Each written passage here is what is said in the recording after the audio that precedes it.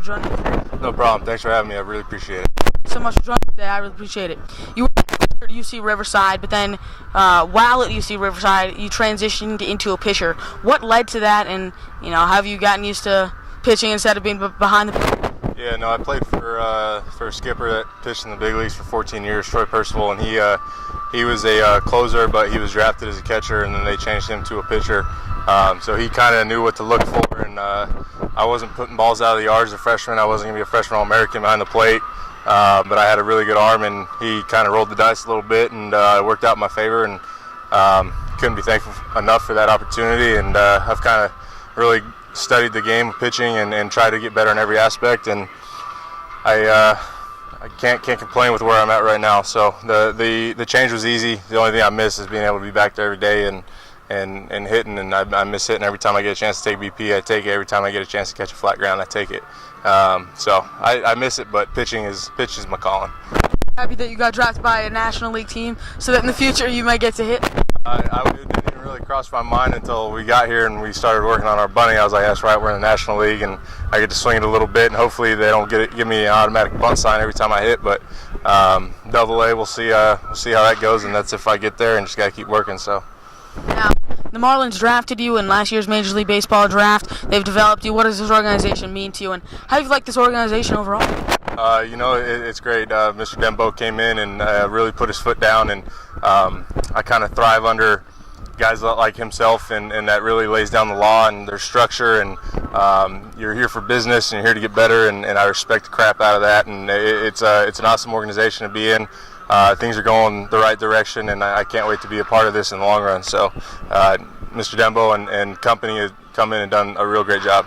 This season, you're having a crazy year. 2 complete games so far in the season. You're 6-2 with a 2.58 ERA. What's been working for you so far? Actually learning how to pitch instead of in college, where I threw hard enough that I could get it by people, and I only had to worry about a couple guys in the lineup. Here, every hitter is somebody's best hitter in college or wherever they came from. So getting through a game is tough. So it's actually made me learn how to pitch and work down in the zone and use my fastball more and learn how to get outs. So I'm actually learning how to pitch, and I can't take any of the credit because it's the coaching staff and the people I'm surrounded with that are really helping me learn how to establish that and do a good job with pitching instead of just throwing. So. What do you throw, and how do you mix them up? I got a 4-seam, 2-seam, changeup, and a slider, just your basic typical mix. But when I'm on, my fastball's up there, 93, 96, sliders 84, 86. Changeup has been a little firm this year from like 85 to 89. But that's a pitch that I've really established well, where I wasn't too comfortable throwing it early on in my career pitching. But now it's huge when I'm going across guys like the Blue Jays, who we just played last night, who has 7 out of 9 lefties, and you got to get outs and you got to use what you got, and it's come around to be one of my best pitches. And then the 2-seam I can throw in there to work off the changeup. It's funny, I heard guys in their dugout last night coming back in with a scouting report saying that I got a 2-seam, and then the changeup looks like a 2-seam. So when you got 2 different speeds looking like the same thing, it's real well. So I just got to keep working on it, keep pounding it, and everything will come along. Approach every time you hop on the mound. Every time you're locked in on the rubber, what are you thinking about? What are you dialed in on? Just competing. When you're on the mound in a game, it's not a time to worry about mechanics or worry about what's working, what's not. You just got to compete with what you got, and I feel like catching helps me out with that, because you got to be a competitor and a bulldog to be a catcher, and I take that out there with me on the mound. And if you can't compete, you can't play this game. So I work on competing every day as much as I can and give it what I got. And if I get beat that day, I get beat that day, and the next day just go right back to work. So just competing is my favorite thing. I'll say it every time I get an interview or whatever it is. I just like to compete. So. Before your starts, are you superstitious at all? Yeah, 100%.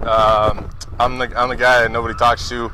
I'm not in there playing cards. I'm not messing around. I got my headphones in and kind of bobbing my head to music. And I like to stay focused, and I always get Hubba Bubba before a game and a Red Bull. I know Red Bulls aren't good for you, but it's just something that I started working with, and I'm always chewing gum. And if something goes wrong, whenever I give up a run, I take out that piece of bubble gum and put it in a new one to start fresh. Other than that, not too much. One big lesson that you've learned or taken away from the professional baseball experience so far? Baseball is a humbling game. Everybody knows that. Like you said earlier, the 2 complete games, I'm pretty sure those were not back to back, but close. And after those 2 were done, I think my next outing I got absolutely demolished out there. But the best thing is that we do it every day. and you can't stop working. You get every day to work on your craft, and if you don't take advantage of it, then it's not going to work out for you. So being able to be out here every single day working on your craft is the biggest lesson, and not taking anything for granted. What have you been working on as of late? Getting the fastball down because I'm getting to the end of the year, and I've never thrown this many innings in my life, so the body's wearing a little bit, and my velo's been down, so I can't just, whereas I have my 96, I can just roll it in there and usually get a swing and a miss or a bad contact. So now I'm learning how to actually pitch with my fastball down in the zone without velo and getting out. So using the fastball and being able to put it where I want is something I've been working on. What are some short and long-term goals of yours for the future in the Miami Marlins organization?